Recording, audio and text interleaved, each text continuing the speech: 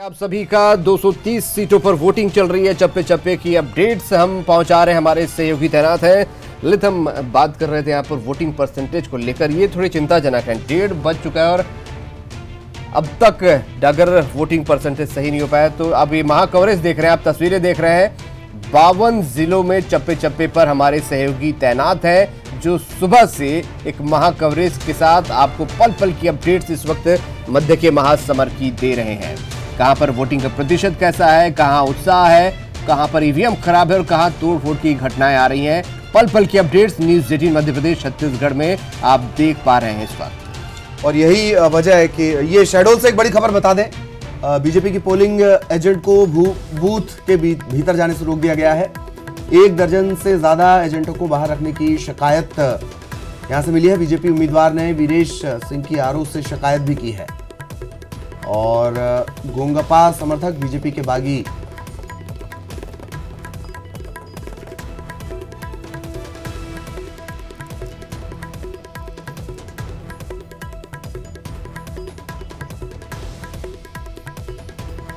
तो 1 दर्जन से ज्यादा एजेंट बाहर रखने की शिकायत भी यहां पर मिली है। शहडोल से बड़ी खबर आपको बता रहे हैं।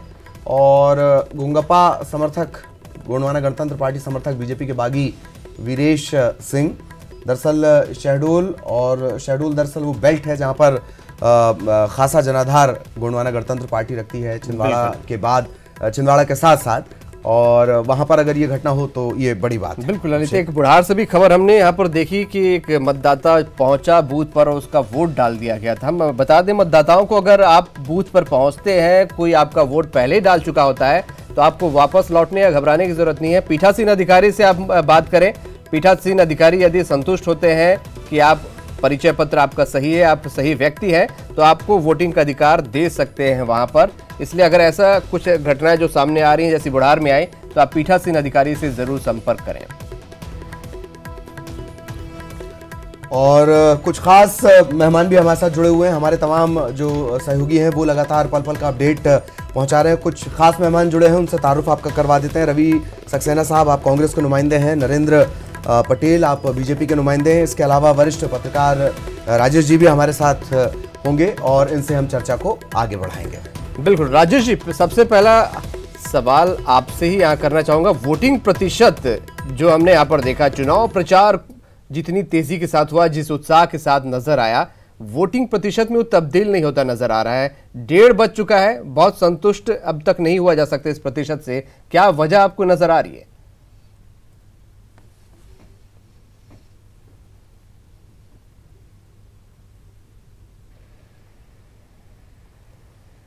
अंतिम जब तक आएंगे, मुझे उम्मीद है कि जिस तरह से मतदाता निकल रहे हैं दोपहर के बाद, क्योंकि सर्दी 2 दिन से क्या हुआ, अचानक एकदम तेज सर्दी यहाँ पर भोपाल में पड़ना शुरू हुई, तो लोग सुबह छुट्टी का दिन घोषित करता है इलेक्शन कमीशन।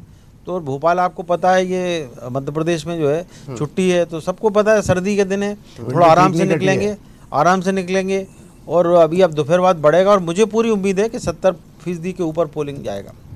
चलिए, अच्छी बात है। क्योंकि चुनाव आयोग ने जिस तरह से लोगों में जनजागृति पैदा की है, हम लोगों ने भी, अखबार में पत्रकारों ने भी अपील की है। हालांकि आपके ईटीवी कार्यक्रम के कारण अभी तक मैं वोट डालने नहीं जा पाया हूँ, जाऊंगा यहाँ से होने के बाद। लेकिन नहीं, बिल्कुल आप अपने मताधिकार का इस्तेमाल करें।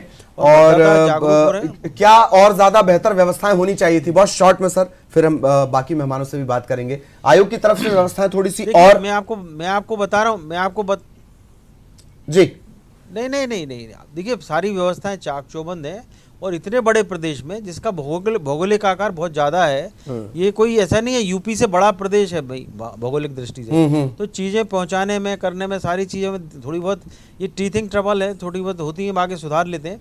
और इतना परसेंटेज नहीं है, बल्कि मैं आपसे इस बार अभी तक बधाई दूंगा कि दोपहर हो गई है, कोई बहुत बड़ी हिंसा की घटना नहीं आई, चुनावी हिंसा की। तो इसका मतलब है कि सुरक्षा चौबंद भी चाक चौबंद है और अच्छे से चुनाव चल रहा है और उम्मीद करना चाहिए कि इसी तरह से लोग इस लोकतंत्र के महायज्ञ में अपना वोट। बिल्कुल, मैं आपको रोक रहा हूं, शॉर्ट में एक ब्रेकिंग न्यूज अपने दर्शकों को बता दें और उसके बाद फिर ये बातचीत का सिलसिला जारी रहेगा। कांग्रेस समर्थित वार्डों में ईवीएम में गड़बड़ी किए जाने के आरोप हैं। भारत निर्वाचन आयोग से कांग्रेस शिकायत करेगी इस बात की। बुरहानपुर से ये बड़ी खबर इस वक्त आ रही है। सुबह से कई जगहों से ईवीएम खराब होने की खबर है, खबर ही है, आरोप भी है, उसके बीच आरोप और खबर के बीच सच हम आपको लगातार दिखाते रहेंगे। बिल्कुल रवि सक्सेना जी, कमलनाथ जी ने कहा है कि अगर जहां पर ईवीएम खराब है रीपोलिंग वहां पर कराई जाए, मांग वहां पर की है। हालांकि ओपी रावत जी ने भी कहा है कि उसके बाद समीक्षा की जाएगी स्थिति की। क्या वाकई ये स्थिति आपको यहां पर नजर आ रही है? वोटिंग प्रतिशत को लेकर कांग्रेस कितनी संतुष्ट है?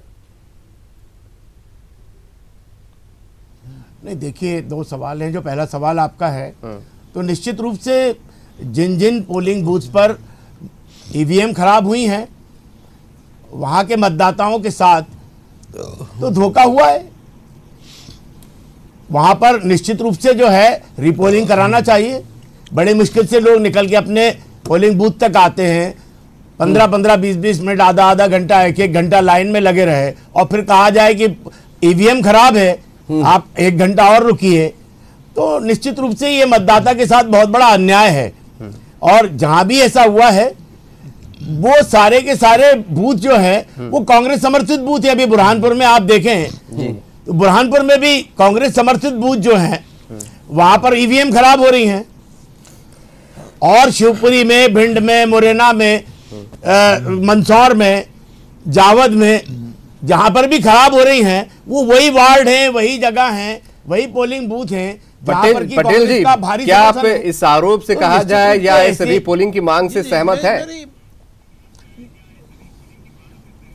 जी देखिए, पहली बात तो यह कि रीपोलिंग की मांग से तो मैं 100% सहमत हूँ, परंतु जो रवि जी ने जो बात कही कि केवल कांग्रेस समर्थित पोलिंग पे ऐसा हो रहा है, ये सरासर गलत है। मैं स्वयं वोट डालने 8 बजे गया था और जो पोलिंग बूथ मेरा है, मैं 100% ये कह सकता हूँ वहाँ से भारतीय जनता पार्टी विजय होगी। भारतीय जनता पार्टी का मतदाता बड़ी संख्या में वहाँ पर था, परंतु वोटिंग मशीन में कुछ गड़बड़ी होने की वजह से वहाँ भी 1 घंटा देर से वोटिंग शुरू हुई थी।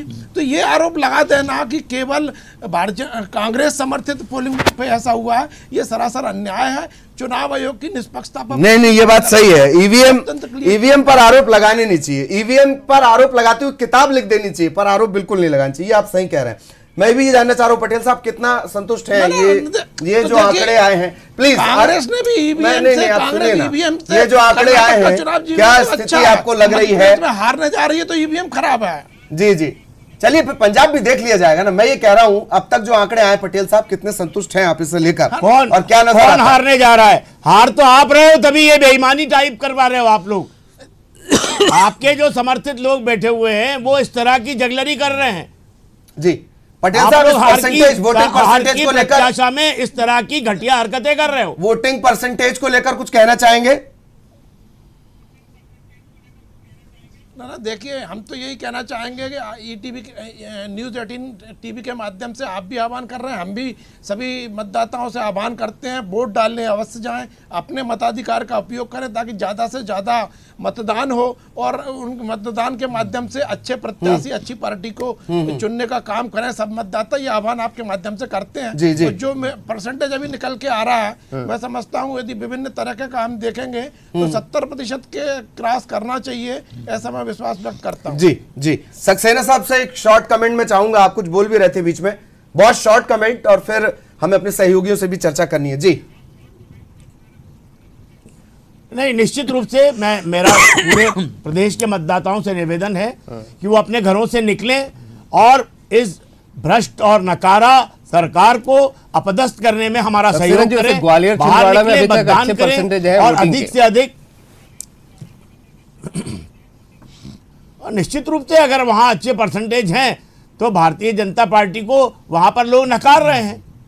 और मैं तो आपको कह रहा हूं पूरे मध्य प्रदेश में, जैसा अभी राजेश सोरठिया जी ने कहा है कि ये परसेंटेज 65 से 70 के आसपास जाएगा और 70 के और ये जो है 70% जो मतदान है ये एक अच्छा मतदान होगा और भारतीय जनता पार्टी के ताबूत में आखिरी कील ठोकेगा। जी चलिए, तमाम मेहमान हमारे साथ बने, हमारे सहयोगी भी चप्पे चप्पे पर तैनात हैं, अपडेट्स दे रहे हैं। प्रतीक भी हमारे साथ बने। प्रतीक, जबलपुर में क्या अपडेट्स हैं अब तक को लेकर?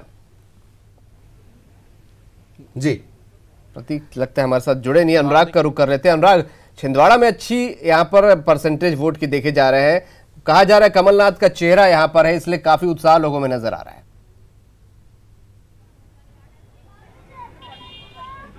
बिल्कुल, देखिए यदि बात की जाए तो 2013 के चुनाव में 72% के करीब मतदान पूरे प्रदेश में हुआ था, लेकिन इस बार मतदान की सुस्त गति चिंता का विषय जरूर है, क्योंकि किसी भी राजनीतिक दल या प्रत्याशी का समीकरण बिगाड़ने का काम कम मतदान का प्रतिशत कर सकता है। और यही कारण है कि न सिर्फ प्रत्याशियों को इस बात की चिंता है, राजनीतिक दल भी इस बात को लेकर चिंतित हैं।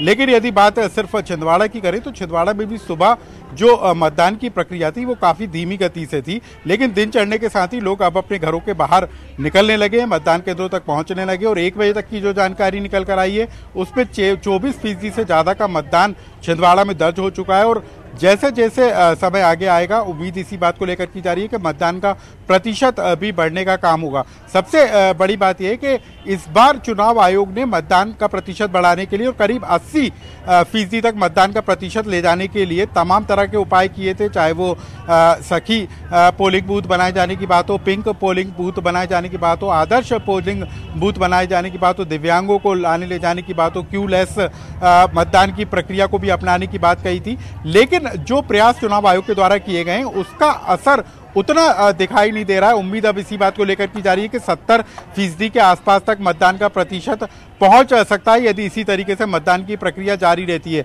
फिलहाल अभी भी कुछ घंटे बाकी हैं और हम भी लगातार लोगों से इस बात उम्मीदें बहुत सारी यहाँ पर है। मनोज भी हमारे साथ बने हुए भोपाल से। मनोज, भोपाल में पिछली बार भी वोट प्रतिशत बहुत कम था और सबसे ज्यादा कोशिश इस बार या सबसे ज्यादा जोर राजधानी में ही चुनाव आयोग ने लगाया है, जागरूकता अभियान से लेकर तमाम चीजों को लेकर।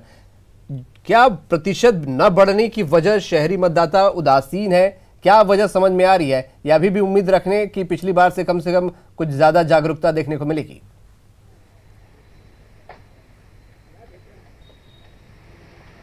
जी बिल्कुल, चुनाव आयोग ने तमाम दावे किए थे और ये कोशिश की थी कि करीब 80% तक जो है मतदान पहुंच सके, क्योंकि 2013 में करीब 72% मतदान हुआ था। लेकिन इस बार ये कोशिश थी और तमाम उपाय और तमाम इंतजाम भी किए गए थे। लेकिन जिस तरीके से बात करें कि करीब 8 बजे जब मतदान शुरू होना था, लेकिन अधिकांश जगहों पर ये देखा गया, खुद 4 इमली के जो पोलिंग बूथ बनाया गया था जहाँ पर मुख्य निर्वाचन पदाधिकारी BL कांता राव पहुंचे थे, प्रमुख सचिव कई वहां पे पहुंचे थे, मुख्य सचिव BP सिंह भी वहां पर पहुंचे थे, तमाम बड़े अधिकारी वहां पर मौजूद थे। लेकिन करीब 15 मिनट के बाद वहां पर जो है वोटिंग शुरू हो पाई, क्योंकि कुछ तकनीकी खामियां थी। यही कारण है कि वहां पर तमाम अधिकारियों को वहां पर 15 मिनट का इंतजार करना पड़ा। इसके अलावा कई राजधानी के ऐसे पोलिंग बूथ थे जहां पर आधे घंटे के बाद जो है पोलिंग वहां पर मशीनें दूसरी पहुंची और उसके बाद वहां पर मतदान शुरू हुआ।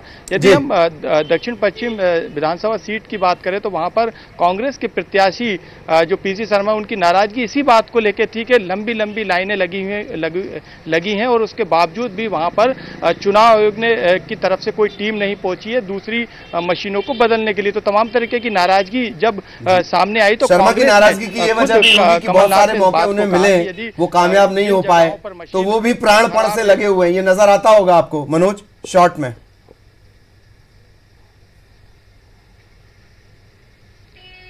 जी बिल्कुल, कहीं ना कहीं जिस तरीके से वो बीते चुनाव हारते हुए आ रहे हैं और इसके बाद उनको एक मौका और दिया, और ये बात जरूर थी कि आखिरी मौके पे उनकी ये कोशिश थी कि उनको मध्य से टिकट मिले, लेकिन पार्टी ने उनको मध्य से मौका ना देके दक्षिण पश्चिम सीट से जो है उनको मौका दिया। और उनकी एक बात को लेकर वो जरूर खुश थे कि उस विधानसभा सीट पर जो है कर्मचारियों की संख्या ज़्यादा है, और जिस तरीके से सरकार से बीते दिनों कर्मचारी नाराज चल रहे थे और सड़कों पर आए थे, आंदोलन किए थे, ऐसे में PC शर्मा को लग रहा था और कांग्रेस को लग रहा था कि कर्मचारी वर्ग जो कि दक्षिण पश्चिम विधानसभा क्षेत्र में ज्यादा है वो उनके पक्ष में आएगा।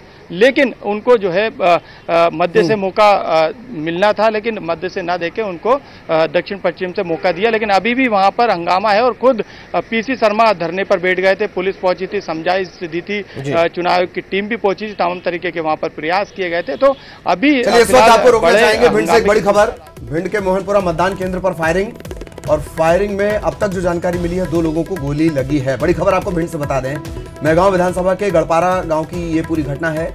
लगातार इस तरह की खबरें भिंड से आ रही हैं, शिवपुरी से आ रही हैं, झड़प की खबरें, लेकिन इन सब के बीच फायरिंग की जो खबरें, और अब ये इस वक्त बड़ी खबर आपको बता दें, गोली चलने का मामला मोहनपुरा मतदान केंद्र पर। सुशील हमारे साथ लगातार बने हुए हैं। सुशील, क्या कुछ अपडेट? गोली चल गई, 2 लोगों को लगी है।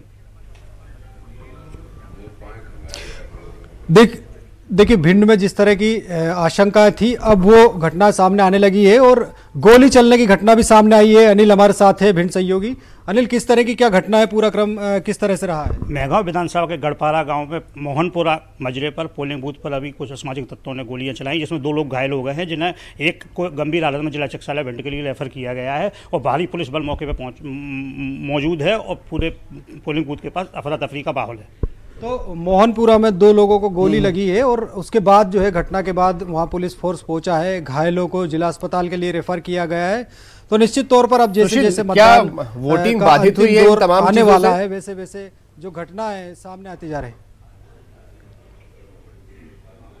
बिल्कुल, देखिए अफरा तफरी का माहौल जरूर था। और क्या हालात बने अनिल, क्या उस दौरान वहां जो मतदान केंद्र पे ये इस तरह का घटनाक्रम सामने आया, क्या मतदान प्रभावित हुआ है या क्या हालात है अभी वहाँ? मतदान सुचारू रूप से चालू करा दिया गया है। कुछ देर के लिए थोड़ा माहौल भगदड़ की स्थिति बनी थी, उसके बाद पुनः मतदान शुरू कर दिया गया है। तो कुछ देर के लिए जब घटना हुई तो अफरा तफरी का माहौल था, थोड़ी देर के लिए जो मतदाता थे वो भी थोड़े सहमे हुए थे, लेकिन उसके बाद जो है सुचारू रूप से वहां मतदान शुरू करा दिया। अभी बात भी हो रही थी ललित, राजेश जी वरिष्ठ पत्रकार हमारे साथ हैं। राजेश जी, आपने कहा था कि बड़ी राहत की बात यही है या कामयाबी इसी मानी जाए कि कम से कम नुकसान में चुनाव भिंड में करा लिया जाए।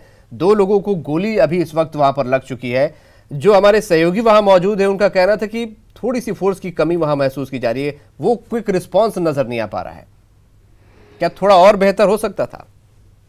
एक बात बताएं, नहीं, पिछले बार के मुकाबले इस बार 10,000 ज़्यादा पुलिस फोर्स ज़्यादा मौजूद किया गया है, 10,000 है ना। तो इसको अपन ये नहीं मान सकते कि ऐसा है, लेकिन फिर भी मैं एक बात कहूँगा कि अभी भी बहुत अच्छे से चल रहा है। कुछ घटनाएं तो अभी भी होंगी, अटेर विधानसभा क्षेत्र में होंगी, आपका इधर होगा बुंदेलखंड के कुछ इलाकों में होगी, आपका जो भिंड है प्रॉपर वहाँ होगी, लाहौर है, ये सेंसिटिव जोन है। इसी तरह ललितपुर के से सटे हुए टीकमगढ़ के आपका निवाड़ी है, पृथ्वीपुर है, यहाँ भी होगा, लेकिन फिर भी ओवरऑल अच्छी व्यवस्था है। चलिए, ओवरऑल अच्छी व्यवस्था है। फिलहाल कम से कम नुकसान में या पिछली बार से बेहतर स्थिति में होने का दावा चुनाव आयोग यहां पर कर सकता है। तमाम सहयोगी भी हमारे साथ बने हुए हैं। पटेल जी, जिस तरीके से वोटिंग हो रही है, हम सुबह से बात करते आ रहे हैं, आपको क्या लग रहा है कि इस बार चेहरे ज्यादा मायने रख रहे हैं, मुद्दे ज्यादा मायने रख रहे हैं? यहाँ पर किस तरीके से क्या जहन में रखकर मतदाता पहुंच रहा है?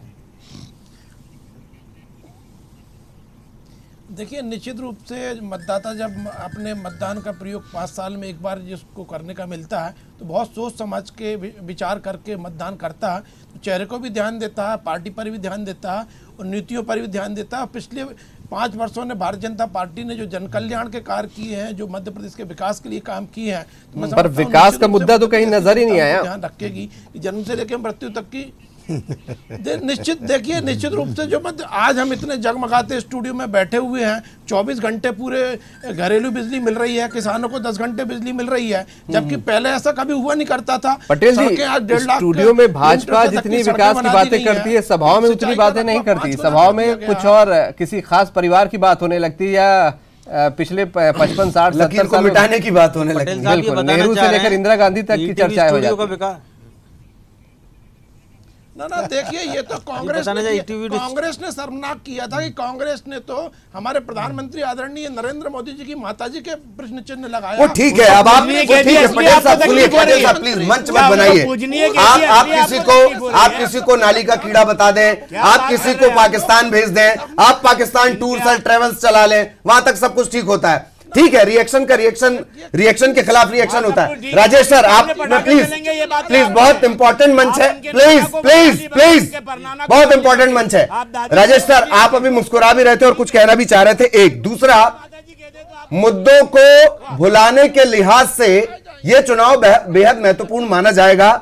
क्या आपको भी ये कैंपेनिंग के दौरान नजर आया है? यह चुनाव 2 मिनट तक किसी भी राजनेता के लिए यह चुनाव 2 मिनट तक विधानसभा का लगता था और उसके बाद ही आम चुनाव यानी लोकसभा का चुनाव नजर आता था। सर देखिए, बिल्कुल आपकी बात से सहमत हूं। ये मध्य प्रदेश में जो चुनाव लड़ा गया है, इसमें मतदाताओं के कोर इश्यूज को ना कांग्रेस ने एड्रेस किया ना भाजपा ने एड्रेस किया। राहुल गांधी केवल रफेल करते रहे और मध्य प्रदेश के शिवराज सिंह चौहान अपने गाल थपथपाते रहे। लेकिन मैं आपसे कह रहा हूँ कि जनता के अपने मुद्दे हैं, उनको एड्रेस करना चाहिए। अगर व्यापारी जीएसटी को लेकर बात कर रहा है तो आपको उस पर विचार करना चाहिए। आपने गुजरात के समय तो बहुत ध्यान दिया था, क्यों नहीं दिया मध्य प्रदेश में ध्यान? आप बताइए, अभी जीएसटी में ऐसे ऐसे प्रावधान हैं कि किसी व्यक्ति का, आपने सपोज कर लीजिए आप ईटीवी में आपने किसी का बिल जनरेट किया विज्ञापन का, और बिल जनरेट, आपको बिल वो दे या ना दे ये अलग बात है, लेकिन बिल जनरेट करते से ही आपका टैक्स आपको डिडक्ट करना देना पड़ेगा, जीएसटी। अब ये कौन सी बात हुई? कोई हमारा पैसा लेके डूब गया तो उसका हम टैक्स भी भर के रखेंगे या फिर मांगते फिरेंगे साहब हमें ये बिल नहीं मिला? ऐसी बहुत सारी खामियां हैं, इनको दूर करना थी। कोर इश्यू थे व्यापारी के, किसान का। किसान कोई कर्ज माफी नहीं चाहता है, किसान चाहता है कि उसकी अपनी समस्याओं का समाधान हो, उसको प्रॉपर पैसे मिले। आप कहते पैसे बैंक में डाल रहे हैं, किसान को कैसा निकालने में दिक्कत हो रही कैश की। तो बहुत सारी चीजें हैं, उनके इश्यूज को आप राजेश जी एक बात यहाँ जानना चाहेंगे, इस चुनाव प्रचार के दौरान कांग्रेस ने जितने भी वादे किए, लोक लुभावन बातें की, और पूरे चुनाव में बीजेपी ये कहते रहे कि इन वादों पर भरोसा मत कीजिए, पुरानी हिस्ट्री उठाकर देखें। क्या वाकई इन वादों पर, इन घोषणा पत्रों पर, संकल्प पत्रों पर जनता ध्यान देती है या उसकी अपनी समझ होती है? देखिए, कोई ध्यान नहीं देती है। मैं आपको लेकिन एक बात बता देता हूँ, सरकार किसी की भी बने, कांग्रेस की या भाजपा की, जो वादे भाजपा ने किए हैं या जो वचन कांग्रेस ने दिए हैं, मध्य प्रदेश सरकार के खजाने की स्थिति जो इस समय जो है, और अभी लोकसभा चुनाव है, कोई कठिन कड़े फैसले नहीं ले सकते, तो 2 साल तक तो मध्य प्रदेश में कोई किसी का वादा पूरा करने की स्थिति में नहीं रहेगा। जी चलिए, सक्सेना साहब से इस बात का जवाब ले लिया जाए। सक्सेना साहब, थोड़ा हाइपोथेटिकल क्वेश्चन है कि वादे आपके बहुत मतलब बड़े लोक लुभावन हैं, कैसे होगा, जबकि आप ही आरोप लगाते रहे हैं कि सरकारी खजाना बहुत बुरी स्थिति में है? नहीं, मैं आपको एक बात बता देना चाहता हूं कि कांग्रेस रीत सदा चली आई, प्राण जाए पर वचन न जाए। जी, हमने जो कहा है वो करेंगे। हमने गुजरात में भी, हमने कर्नाटक में भी किया है, पंजाब में भी किया है, मध्य प्रदेश में हमने कहा है कि किसानों का कर्जा माफ करेंगे, तो सीमांत कृषक का जो 2 लाख तक का कर्जा है वो माफ करेंगे। और कांग्रेस पार्टी को तो सरकार चलाना आती है, ये कोई विज्ञापन सरकार थोड़ी चलाते हैं हम। मैं तो पूछना चाहता हूं, माननीय हमारे यहाँ पर नरेंद्र जी बैठे हैं, जरा बता दें कि 15 साल में कोई इंडस्ट्री आई हो जिसमें कि आपने सवाल वही था कि जब आप कह रहे हैं भाजपा के राज में खजाना खाली है, तो आप कहां से खजाना भरेंगे, कैसे अपनी वचन को पूरा करेंगे? नहीं, खजाना भरना ही तो हमारा आर्ट है। जिस देश के अंदर सुई नहीं बनती थी, हमने वहां पर पेटेंट टैंक और बड़े बड़े जहाज बना दिए, हमने मंगल ग्रह तक ज्ञान पहुंचा दिया, इस देश को दुनिया की तीसरी महाशक्ति बना दिया। तो ये कैसे ही नहीं बना दिया है? जी जी, हमको मालूम है कि मैनेजमेंट कैसे किया जाता है, कैसे नहीं, ये बात सही है। कई ये आपने एकदम सही बात कही, उससे इनकार नहीं किया जा सकता कि जो तमाम चीजें कांग्रेस के राज में मिली हैं, पर बहुत सारी चीजें ऐसी भी मिली हैं जो अक्सर चुनाव हरवा देती हैं, घोटालों के आरोप लग जाते हैं। बहरहाल उन पे भी चर्चाओं के दौर चलते रहेंगे और आपके पास भी हम आएंगे। बहुत सारे सवाल राजेश सर के लिए भी अभी बचे हुए हैं मेरे पास।